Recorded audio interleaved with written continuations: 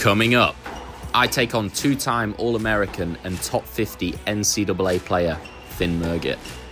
And yeah, he can play.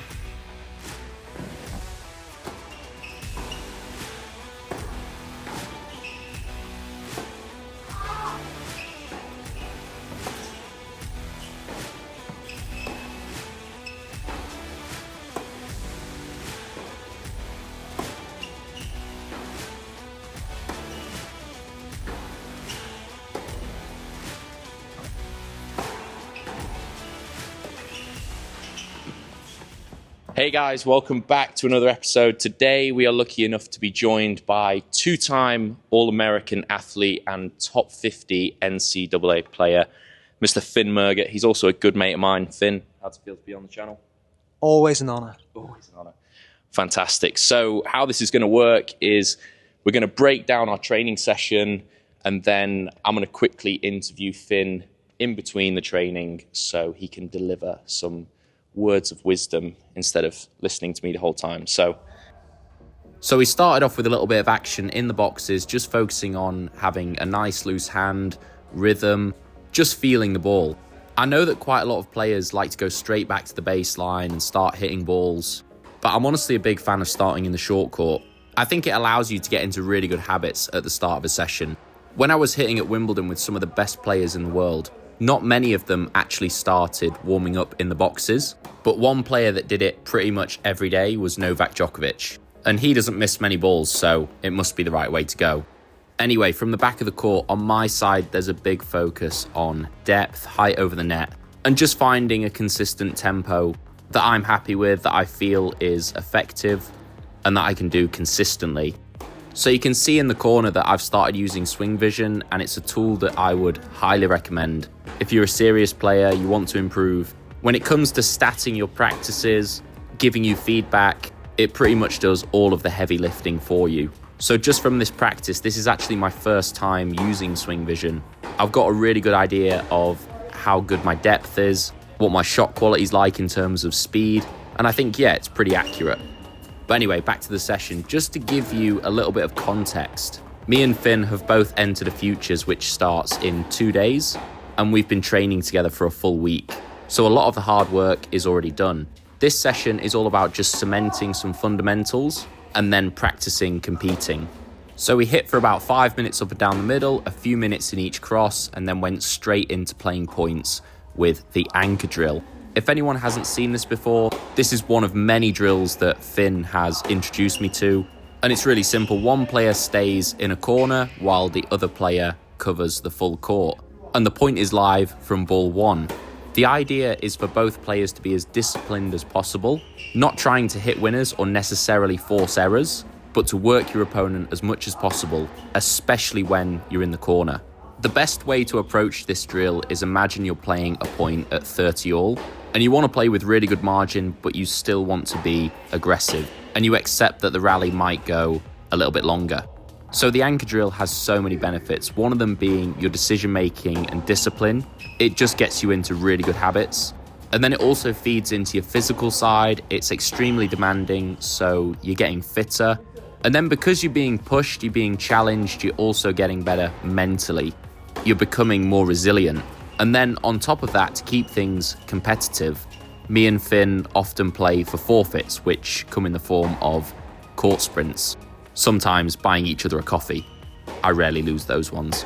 I feel like when you're training, it's ideal to find the sweet spot between being competitive, but then also trying to improve and working on things and giving things a chance. And I think that's why when me and Finn train together, we do actually have really good sessions because we're both of a similar mindset. We both want to really work hard, we both want to win, and we want to get better. So something that I want to get better at the minute is choosing when to be aggressive and then also when to be solid, when to build the point. I feel like recently I've been a little bit too one-dimensional with how I'm trying to be aggressive. And because I'm always trying to take time away, I was just getting myself a little bit caught out with my court position.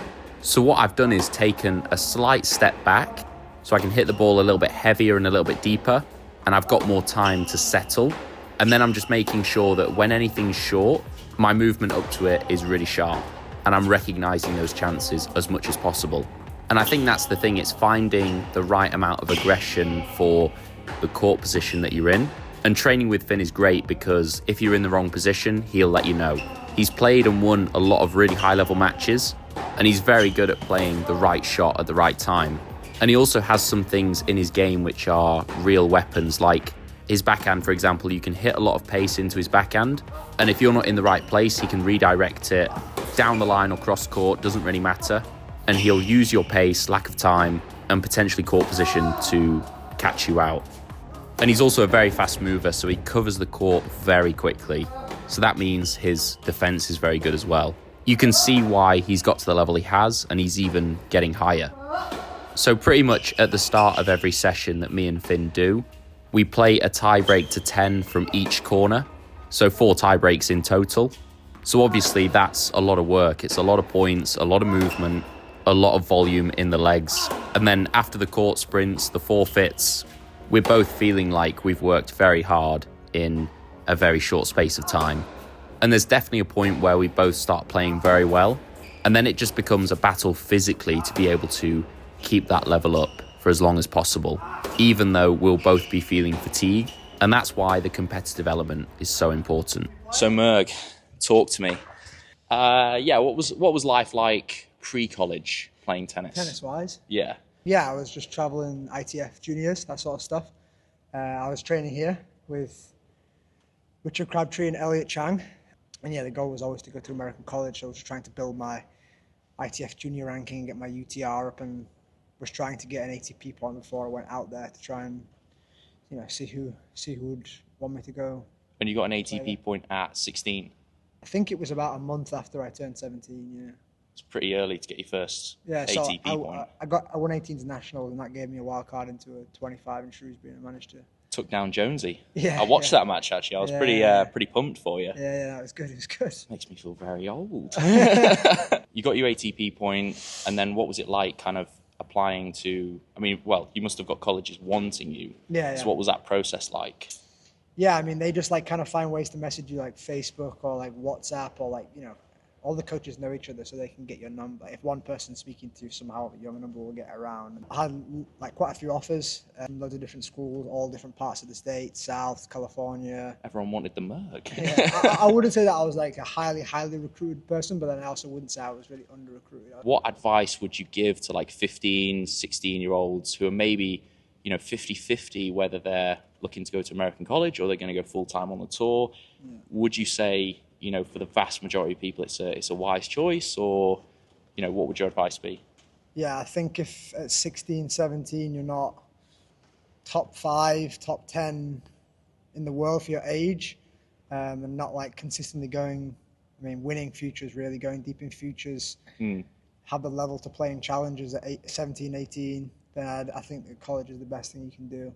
You get 4 years of time to mature. Also, in that time, you don't have to really spend any money, so you can save your money if that's a problem for when you're done, if you do want to play. And at the same time, you get to keep living your life and get an education pretty much for free. And now with NIL, which is the name, image, and likeness, you can get, if you're a good recruit, you can actually be paid based off of your name, image, and likeness to go to college. So that's pretty sick. Yeah, it's changing all the time. Unless you really don't think that it will suit you, and you don't want to do school and stuff, but even then, school is very different over there. It's not the same as it is in the UK or maybe in Europe. And yeah, I think it's just an opportunity you probably shouldn't miss out on. Right, should we get on and hit some balls? Almost. Let's do it. As we're both playing a tournament in 2 days, we decided the best thing to do was to get competitive and take each other on in a set. And there's no holding back here, things get competitive. Finn beat me yesterday in a set 6-3, so I was out for a bit of revenge. I knew that I was going to have to change things up a little bit and maybe come forward a little bit more when I get the chance. As I've probably said earlier on in the video, Finn's pretty tricky to play. He's very solid, doesn't make many errors. He hugs the baseline and makes you feel like you've not got a lot of time, and uses your pace very effectively against you. And as you can see, he loves to take on a second serve return inside the baseline.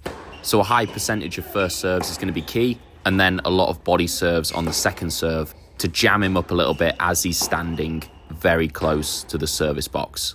And I'm also trying to attack his forehand wherever possible, creating space to get into his backhand side. Because his backhand is so solid and he likes to move around and hit forehands, if you don't get it in the right place, he's just going to move around it, take on an inside out or an inside in forehand, and then I'll be on the run. Recently, I've also been trying to hit down the middle a lot more, just offering no angles, and I do hit the ball very heavy and can hit it very hard. So that's also a very effective tactic.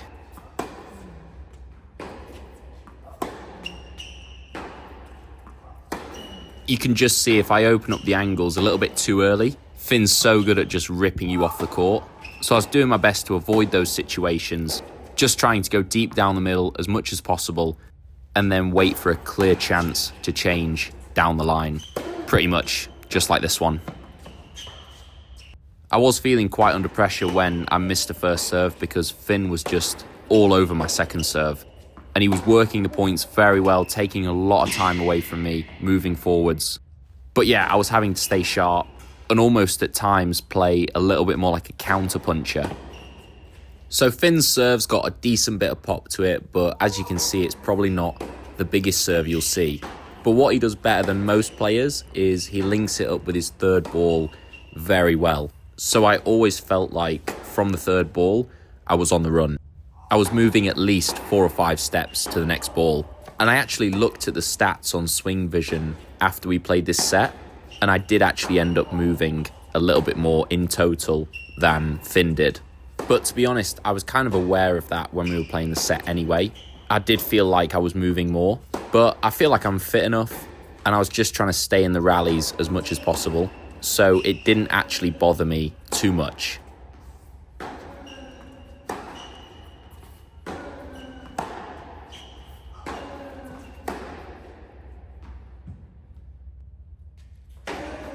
Close game there at 3-2, half a chance to break. Just needed to be a little bit more solid on that juice point, but took the positive momentum into my next service game. I'm definitely feeling a lot more confident behind my serve. Finn was actually saying that he thinks my serve has lost a bit of pop, and I can't tell if he was taking the piss or not. But my serving recently has had far more of a focus on hitting spots and being more accurate, and just having a stronger link to my third ball. And I definitely feel that I'm getting broken less, facing less break points. And although my serve has always been pretty smooth, pretty effortless, it's definitely felt a lot easier recently.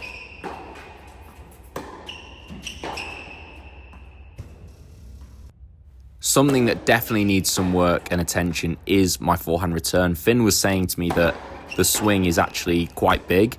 And I did do a lot of work on my returning a few years ago, made the swings very short, very compact, punchy. It's definitely something that I need to revisit. So facing 2 break points here, I was feeling under pretty relentless pressure from Finn.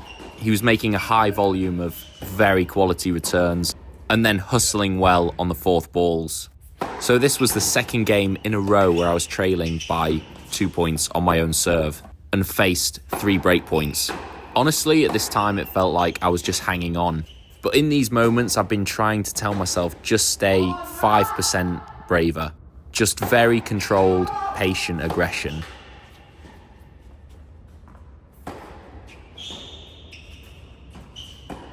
Not sure what my thought process was there, but it worked. And this is the thing, sometimes all you need to do is play 2 or 3 quality points, and then your opponent gives you something. But still wasn't out of trouble yet. Facing the 4th break point of the game, and Finn gave me an uncharacteristic second serve return miss. So back at juice with another lifeline. The goal here was just to stay as solid as possible, do the basics well. Don't force anything, give myself time to recover, and look to get onto my forehand if I can.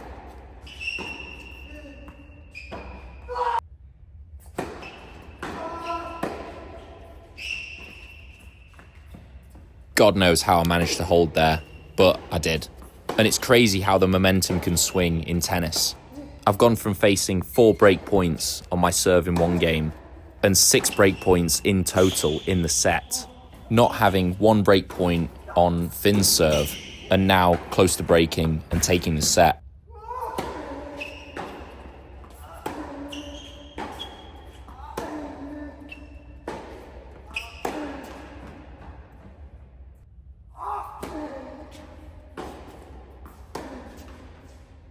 subject. You've had hip surgery. How old are you? 23?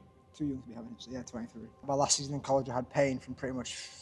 I mean, the college season is January to May, kind of June, and I just felt my hip like hurting in February of that year, and it was kind of like a pain I hadn't really had before. And obviously, like with any niggle in tennis, you sort of just play on it and hope it goes away, but it just didn't go away. You said you were trying to stretch it as well. Yeah, like you the were doing butterfly everything. stretch, like with your hips like that, like it was. My right hip was so high, it was like locked. My left was like down. It was like very slanted. But obviously, like, adrenaline got me through like matches and that sort of stuff. But it would be like sore at night and stuff, and like go numb sometimes. And so then, yeah, after college, I had an MRI and had a labrum tear in my hip. Same thing that Andy Murray had. The first, yeah, same thing. But the surgery I had was the first one. I don't have like a metal hip or anything. I just have that. When you're going through the airport, beep beep beep beep beep. Yeah, I just had my like loads of bone shaved down, and then my labrum like sewn together, I guess. Fuck, that must have been like brutal. Just before we get on to like your recovery, because I know that was like a pretty intense period. You've had to work like extremely hard to even get back to playing. You know, like it's so underrated. Like what players have to, in your situation. I don't know many people that have gone through what you've gone through and come back like you have. I know a few people that have had it and they've had to stop playing. But one interesting thing was the last guy that you played in college. You played Jacob Fernley, who is now top 50 in the world. Yeah. And obviously you were setting a break up against him as well. Yeah. So that was like, you know, that shows. I think like a set and like 2-2 and had chances, I think. I don't think it was a set and a break. But yeah, I did win the first set, yeah. But that shows what like sort of trajectory, even though you've had a setback, like you were on that sort of trajectory, weren't you really, of like getting up there and, you know, kind of. Yeah, I was playing well my last year. I mean, he'd also played the like team event, like multiple rounds before playing the individual event, so he's probably a little bit tired and stuff. But no, I did play well against him. Guys just being too modest. No, it's tough. It's like their team was like really good. They would be going into they play like, I don't even know, like 5 more team matches than we would have at the end of the season. So there's lots of matches. So like he probably was a little bit, and he's obviously playing good players every week. But no, I was playing good my last semester in college. I didn't lose that many matches at all, and did feel ready then to go and like, you know, like throw myself into it, and felt like at that point I was good enough to like go straight in and like win futures and go deep into futures and climb like pretty fast. But then obviously I had surgery on June 15th and then didn't play my first actual match. I played one at County Cup, didn't I? I remember you played fucking well though. Yeah, no, yeah. You played a joke. I was like, I'm not sure how this is going to go, and you cuffed him. Well, I played the first one, didn't I? But the blisters and I had to stop. Oh yeah, that was true. Yeah. But I didn't play my first like proper full sort of like professional match until January in Monastir. Monastir. What a place for the comeback, huh? Yeah. I thought it was going to be weak there in January, but it was really strong. Yeah, everyone wants to play. Everyone's desperate to get up there. Everyone's got cash. Everyone wants to spend it in the steer. Everyone's got the 77 a night. Yeah, chicken cutlets. Before we get onto your like recovery quickly, just talk about your achievements in college. Like, just, you know, break those down for us, like for the guys out there that, you know, 2-time All-American, big deal. You know, very big deal. And then obviously top 50 NCAA as well. Like, that's not something that everyone that goes to college comes back with. So no, I mean, I definitely had a lot of success. I'm a 2-time All-American in doubles, not in singles, but I mean, it's at the highest, you know. Yeah, it's unbelievable. You can get. I was lucky to play in probably the strongest conference in college tennis, in the SEC. So in the SEC, you come up every week against like ranked opponents, so it's quite easy to get up there. Obviously, you still have to win. And I was lucky enough to play the NCAAs in doubles 4 times, and then once in singles in my last year. But yeah, I mean, it's important when you go to college to get the right conference, for sure, and I definitely did that, and it helped me. It's kind of like when you go and play in the SEC, you either like survive and you get through it and you like become like, you know, match the level of what it is, rise to it, or you're not good enough and you'll struggle to make a lineup in any of those teams, and then you'll just, you know, fall off. There's plenty of guys that go out there and have like pressure to be that, maybe that they're like 6 or 7, and then they don't quite, when they do get in, they've got so much pressure to win that it's like tough. And I was lucky that I knew I was always going to play, and that sort of freed me up a little bit. But it wasn't always. I did play back of the lineup for my first two and a half years, so it wasn't all like super. Just to break you in a little bit. Yeah. It wasn't all like, I was winning a lot of 5 and 6, but it wasn't like 5 and 6. I was thinking like, okay, I'm probably not gonna play tennis after college if I'm playing at 5 and 6. You know, you wanted to nudge your way a bit higher. Yeah. I mean, it made sense. Like the coach put me there because I won a lot. Like I didn't really lose at 5 and 6, so it's a point for that. They want to use you the best way they can. But I sort of said to him, I think I can somewhat do what I'm doing at 5 and 6, like at 3 or at 2, and I'm never really going to know how good I can be or if I should play tennis after college if I don't play 2 or 3. So you need the chance. The chance. Yeah, for sure.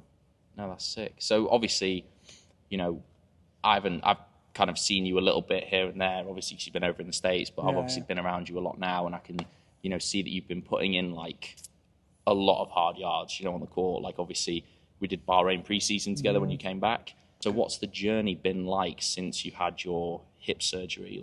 The rehab in America was very intense. I would say that I was speaking to a German doctor, and he was telling me that if I had the surgery done in Europe, that I might have seen like a physio or a rehab guy once or twice a week. And if it was like that, then I probably either wouldn't have been able to continue playing, or it would have taken me like a year to get back. But I started rehab 3 days after my surgery. Yeah, I've seen the pictures as well. It looks like brutal. It was awful. Yeah, I mean, surgery, like the rehab at the start was literally just like laying on my back and then trying to bring my foot to my bum, like bending my knee and stuff. And I wore a hip brace for like 7 weeks, which was when I had to sleep too, which basically just meant that my legs couldn't go out, so they couldn't it was like locked, No, but the rehab was very tough. It was 7:30 a.m. every single morning, Monday to Friday. And it was just sort of like building up the strength again, trying to get mobile again. But there was a lot of good that came out of it too. I should prove to myself how hard I could work if I wanted to do something. And it was like very challenging at times because I'd obviously just finished college as well. So there was the whirlwind of like being in a place for 4 years and then it all coming to an end and you have no more years left. And then thrown straight into a surgery, it's kind of like your head's all over the place and spinning. But I tried to just take it day at a time and try and just give my best every single morning in rehab. And lucky it paid off, because I think if I didn't give as much effort as I had, I probably wouldn't be playing. So obviously, you've had your hip surgery, you've come back, you're now fully fit. Would you say you're fully fit? You're fully... I would say I'm pretty... at your peak. They say your body's still adjusting after a surgery up to like a year and like 6 months. Okay. So like 18 months, your body's still trying to get used to like the new way of moving and that sort of stuff. But like, I would be surprised if it got any better. But then yet again, I was surprised in December that it was like now to December is like gliding around the court in Bahrain. Yeah. Skidding. Even in Bahrain, I wasn't like sliding at that point or anything like that. No, it's taking it easy still. Taking it pretty easy, but also just didn't have the confidence to move how I used to move. I remember you saying that actually, but now you look like you're pretty... I feel like I'm pretty much there or thereabout to what I used to be. You are quick. You're a little honey badger out there. The honey badger. But now you're obviously, you're back playing the futures. Where the real tennis is at, where the UTRs and the futures, and you're tearing it up. What's you just reached a semi-final in Portugal. Where else have you brought up points? You got some points. I got some points in Turkey. But at the start of the year, I kind of put a bit more of a focus into the UTR PTTs because Kashula. Cash, and then also I thought that it's kind of dark. I also thought that if I can get through a week of UTR, because obviously there's 4 matches before the semi, and then the semi, and then if you guaranteed 5 matches, I thought if I can get through one of them, I can probably get through a futures. Yeah. So that was sort of my mindset, and I was tuning you up a little bit. Yeah. Just tuning you up a little bit. Yeah, and obviously won one in Portugal, and still need to give you your dish back. I've got Finn's dish at home. Been using it to serve up Ella's cooking. I won one in February, and that was like a big confidence boost for me, to be honest, because I didn't really know, I was so unaware of what things were going to be like.